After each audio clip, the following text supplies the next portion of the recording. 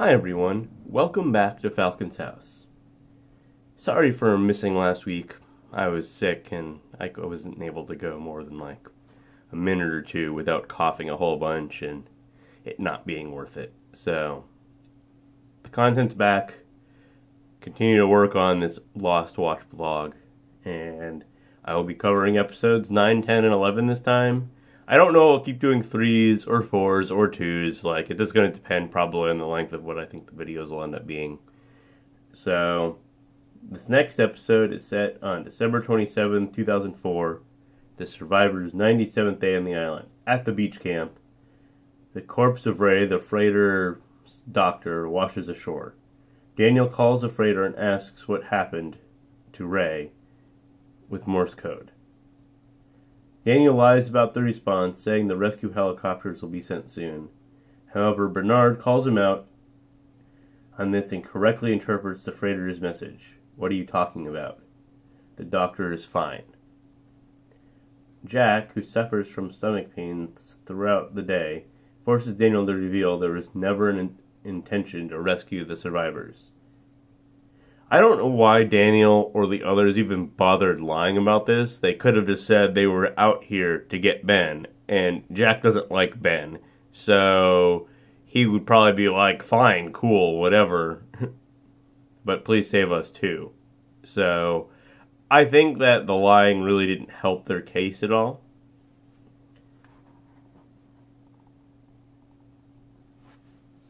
Flash forwards show Ben on 3 continents in autumn 2005. Ben is startled when he wakes up in the Sahara Desert wearing a winter jacket with a large cut on his right upper arm. Challenged by 2 armed locals, he kills one of them and is knocked unconscious and knocks the other unconscious and travels on horseback to Tazir, Tunisia on October 24th, 2005. Ben's journeys to Tikrit, Iraq. The funeral for Saeed's wife Nadia is taking place. Ben tells Saeed that Widmore ordered Ismail Bakir to kill Nadia. Ben lures Bakir into a trap to be killed by Saeed, who shoots Bakir repeatedly. Ben recruits him to become his assassin, and they leave for London, where he breaks into Widmore's penthouse.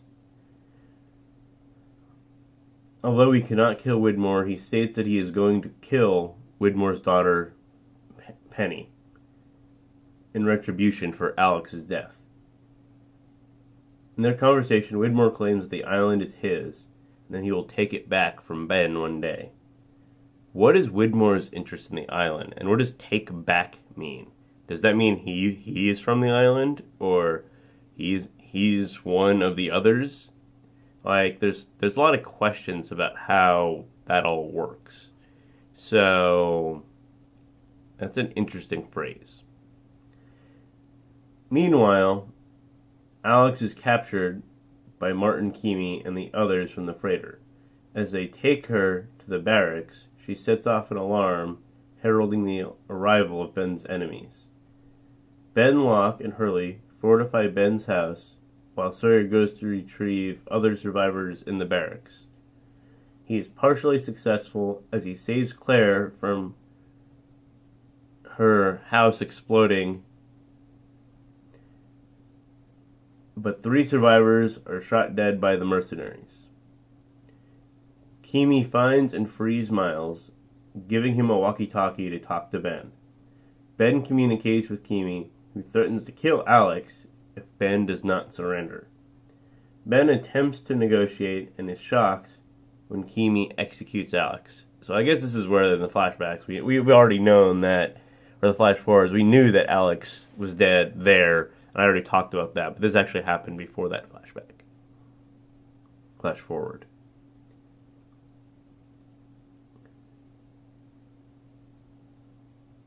Locking himself in the secret room, Ben enters a hidden chamber, and he re-emerges shortly after covered in soot. The smoke monster attacks Keamy's henchmen, and the survivors flee for the forest,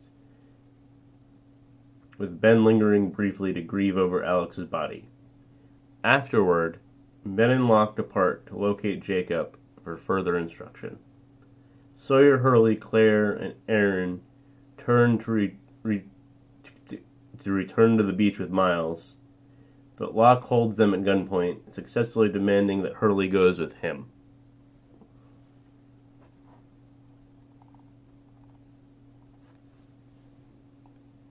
After feeling ill for a day, Jack faints. Juliet diagnoses him with appendicitis and deems that an appendectomy is necessary. She sends Sun to get medical supplies from the staff Dharma Initiative Medical Station. Sun is accompanied by Jin, Daniel, and Charlotte. The latter pair are increasingly distrusted by the survivors. Jin realizes that Charlotte is fluent in Korean and confronts her about it after their successful trip, threatening to hurt Daniel if she continues to lie about her agenda and does not get Sun off the island. Jack convinces Juliet to allow him to remain awake during the surgery, with Kate holding a mirror so that he can see and direct the surgery.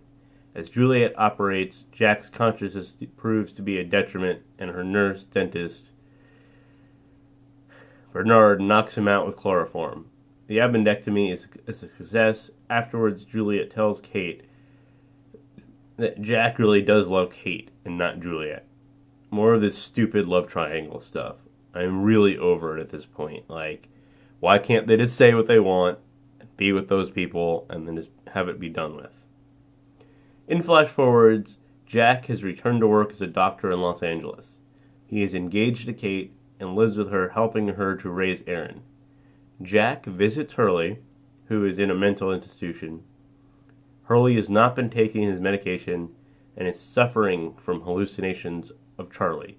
He believes that the Oceanic Six have died and gone to heaven. Hurley gives Jack a message from Charlie.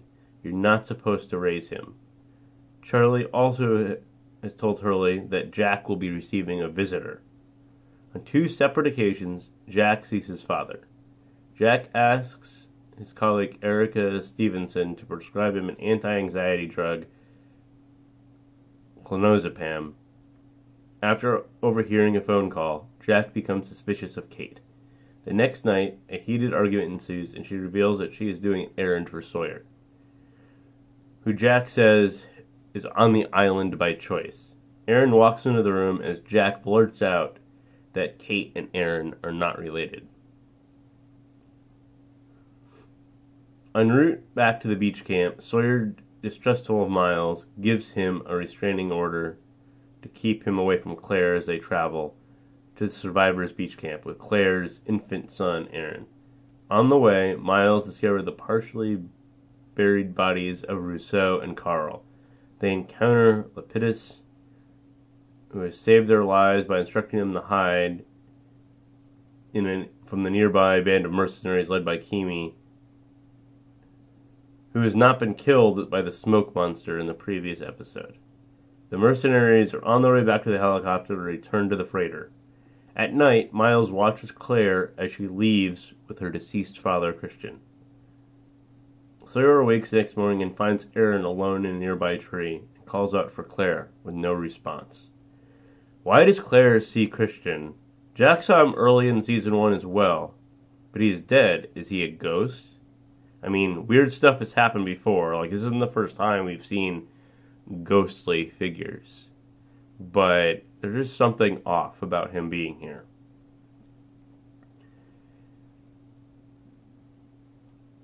The next episode begins with a flashback to 1956, when 16-year-old Emily Locke is preparing for a date with a man twice her age.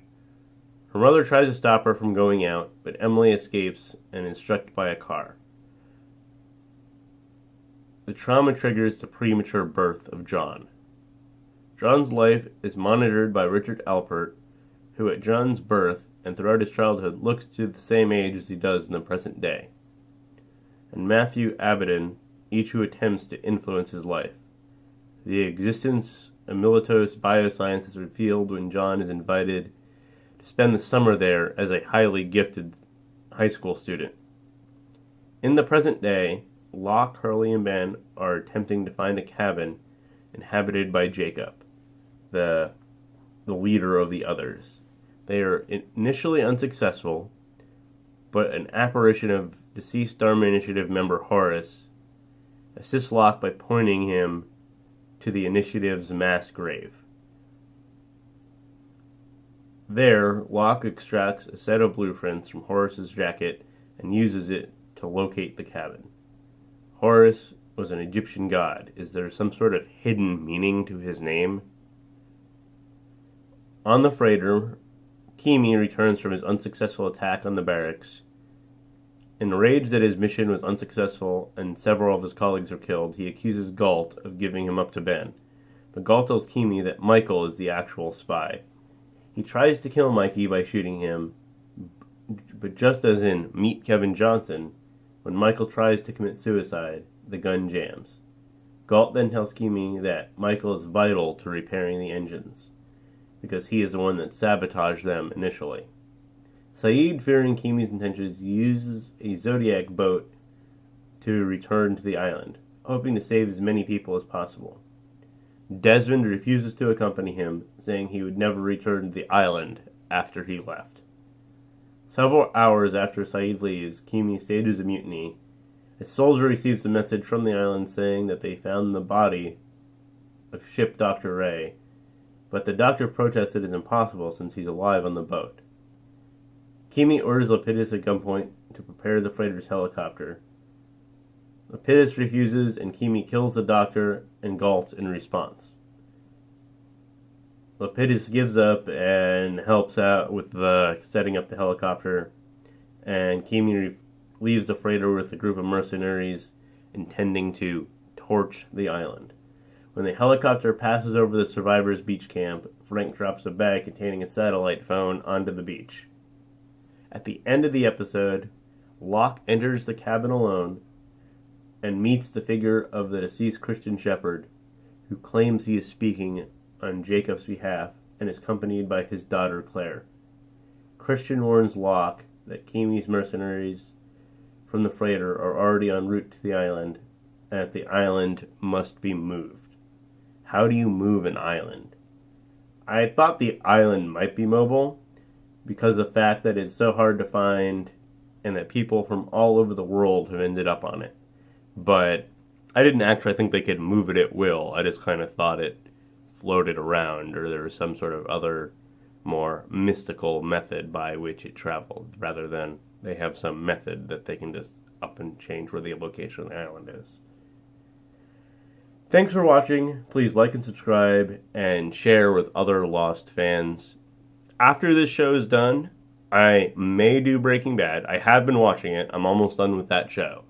But I am finding it harder to try to create content about it, because most of it's just like frustration with different characters and things like that. So I might try other methods of creating my weekly 2 to 3 times a week content and have episodes from it and cover the show, but in a much slower pace, interspersed with other stuff. Like when the new Game of Thrones stuff comes out, I'll probably produce some content there, and I might even produce some content on older Game of Thrones stuff going in. So Breaking Bad will probably get done in this series, but it might be a lot less regular of a series than this Lost one's been. That's an update for the channel.